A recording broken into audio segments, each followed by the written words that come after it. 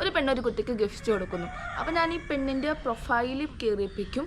Full ഒരു vulgar വീഡിയോസാണ്, full മനഃപൂർവ്വം ഷോ ഓഫ് ചെയ്യണ രീതിയിൽ. ആൻഡ് 1 മില്യൺ അടുത്ത് ഫോളോവേഴ്സ് ഉണ്ട്.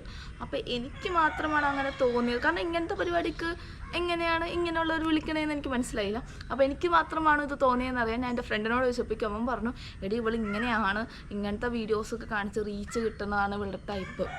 അപ്പോൾ എനിക്ക് ചോദിക്കാനുള്ളത്, ഈ പെണ്ണിനെ ഇനോഗ്രേഷനും അതുപോലെ തന്നെ ഓരോ പ്രോഗ്രാംസിനും ഗസ്റ്റായിട്ട് വിളിക്കുന്നവരോടാണ്, നിങ്ങൾ എന്ത് മെസ്സേജാണ് ഇതിലൂടെ സൊസൈറ്റി കൊടുക്കുന്നത്? സ്വന്തം കഴിവ് കാരണം എന്തോരം പേരാണ് ഇപ്പോൾ സോഷ്യൽ മീഡിയയിൽ ഫേമസ് ആയിട്ടുള്ളവർ. അങ്ങനെയുള്ളവരെ ഫോക്കസ് ചെയ്യാതെ ഇങ്ങനെയുള്ളവരെ വിളിച്ചുകൊണ്ട് നിങ്ങൾ എന്ത് മാങ്ങാത്തൊലിയാണ് ഉദ്ദേശിക്കുന്നത് എന്നെനിക്ക് മനസ്സിലാവുന്നില്ല.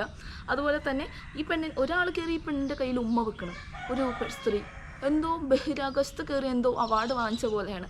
ഫുൾ വീഡിയോസ് നിങ്ങൾ കാണണം. ആ പേജ് ഫുള്ളും ഒരു വൃത്തിയായിട്ട തരം വീഡിയോസാണ്. അതും 900K ഫോളോവേഴ്സ് ആവാൻ പോകുന്നു.